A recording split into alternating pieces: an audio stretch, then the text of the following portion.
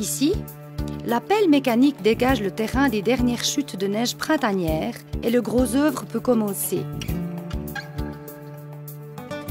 Le terrassement effectué et les fondations en béton armé coulées, le garage et les murs du sous-sol sont élevés.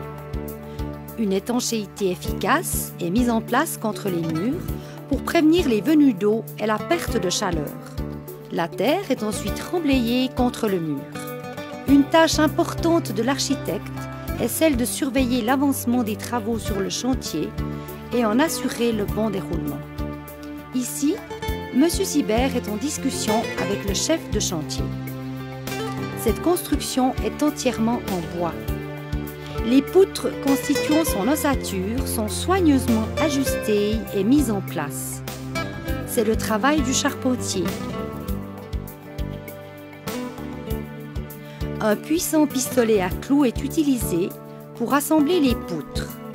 Toutes les pièces de bois ont été soigneusement préparées à l'atelier et maintenant ce n'est plus qu'une affaire de montage. Ceci réduit le temps de travail sur le chantier. Une isolation, fabriquée à partir de fibres de laine, de pierre, est placée entre les poutres, ce qui assure une bonne isolation. Les sols du chalet sont réalisés par des chappes flottantes au mortier de ciment qui permettront par la suite de poser les revêtements. Au fur et à mesure de la construction, différentes décisions doivent être prises. Ici, M. Sibert suggère que 2 des 4 murs du salon soient recouverts de plâtre et non de bois, afin d'éviter d'assombrir les locaux. En effet, le bois teinté, aussi beau qu'il soit, assombrit les pièces. Les murs intérieurs crépis blancs assurent une luminosité plus importante. À l'intérieur du chalet, les murs sont faits avec du matériel ignifuge et puis crépi, recouvert de carrelage ou de papier peint. La progression des travaux à l'intérieur de la construction va de pair avec celle des travaux extérieurs.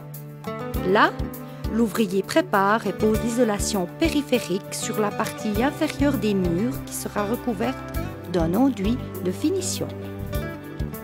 Les chambres commencent à prendre forme. L'aménagement de la cuisine est réalisé. La salle de bain est presque terminée. À l'extérieur, le couvreur pose les tuiles sur le toit.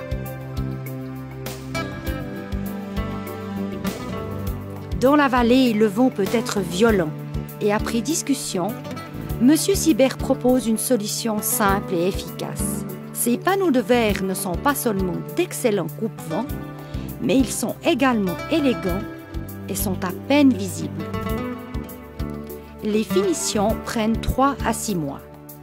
Ceci inclut également les aménagements extérieurs faits par le paysagiste. Une nouvelle fois, Sibert Architecture a su concrétiser le rêve de son client.